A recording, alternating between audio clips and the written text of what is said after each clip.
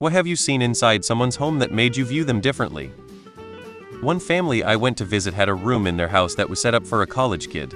Posters, TV, some weights, computer desk, even a half-empty cologne bottle on the desk. I asked them what college their son went to and they immediately changed the subject, and the mom looked down and away. They said the room is rented out.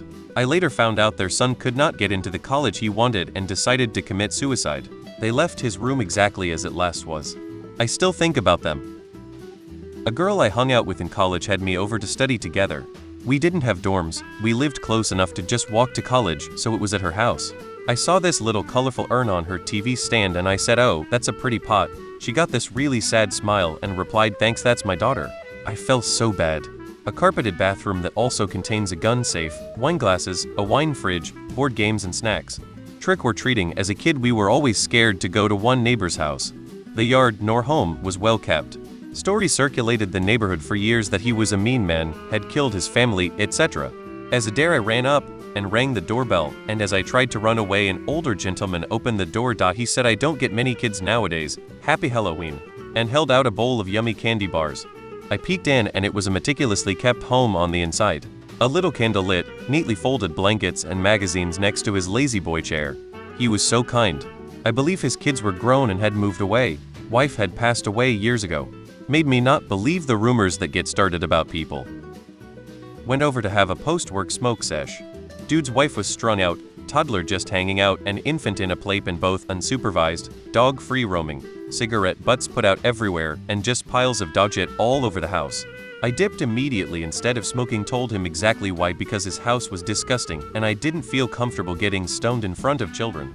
Then I reported him to CPS and called my boss to let him know that if coworker didn't show up it's because I called CPS on him. My boss was pretty chill about it. Homeboy lost his job because of the charges he picked up. They found meth, coke, weed, popped him for distro, possession, illegal firearm possession, child endangerment, child neglect, and abuse of a minor. Apparently the kids were severely malnourished and misuse of welfare WIC benefits. I better appreciated that a friend of mine was badly depressed when I saw how messy his home was. I wanted to let him know if he needed anything I'd do my best to help. But I don't want to just say, "Hey sad ass, let me help." Woman I nannied for had a very messy house, but she always looked so put together in public. She had 6 kids and always said, "Don't judge me, our house is lived in." Made me realize it was okay not to ruin your life over a perfect image house as long as everyone and everything was functioning. A sandbox in the middle of the living room. There were Tonka trucks and toys and cigarette butts in it. Then came the cat.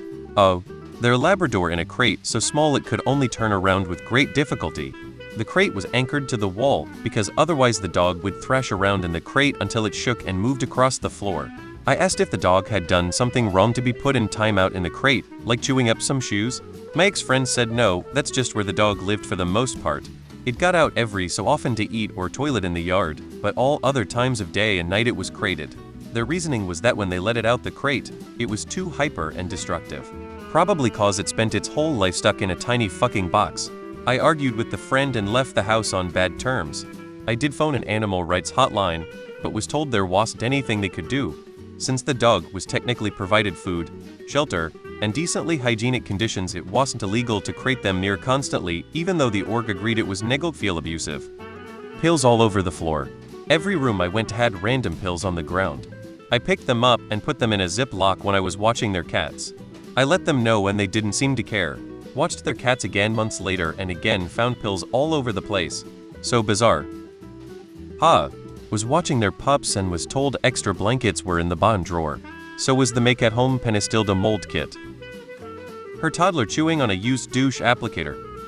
My husband's aunt is white and is married to a black man. When you enter their house, there is an entire wall with a painted velvet canvas of a beautiful black woman in her full glory, boobs, pubic hair and all. When you sat in the living room, well, she was there. Lots and lots of stuff. I've met a few people who are hoarders. They didn't strike me as hoarders, and then I saw their house. Hundreds and hundreds of Nutcracker dolls. Every square inch of space had one. Edit, and not just at Christmas, this was in the middle of summer. If I had not known my neighbor when I was growing up was a WW2 vet, and the coat was a war trophy, it would have been the SS officer's jacket he had in his closet. Fresh and never worn, he pulled it off a wagon somewhere in France. Without the context it would have been a massive red flag. Instead, him and his wife were a sweet couple that were always happy to tell my brother and I stories from the war. He served in Europe, she served in the Pentagon writing letters to fallen soldiers' families. I miss them still 20 years after they passed on. Super popular, rich kid in high school. Drove a BMW, had a huge house, and both of his parents were doctors. Went to a party at his house one night, and was absolutely horrified by the filth they lived in. There was dog shit and piss absolutely everywhere in the house, and little chihuahuas running around.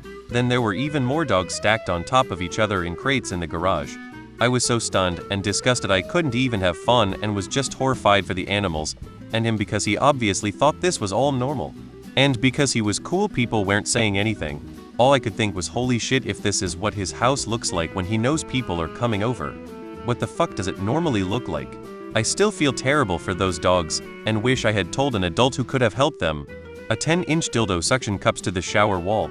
I was once a bartender in an affluent area. I would occasionally get invited to after parties with the regulars.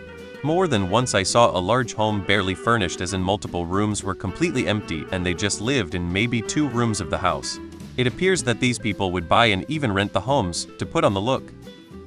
No soap by the bathroom sink. None.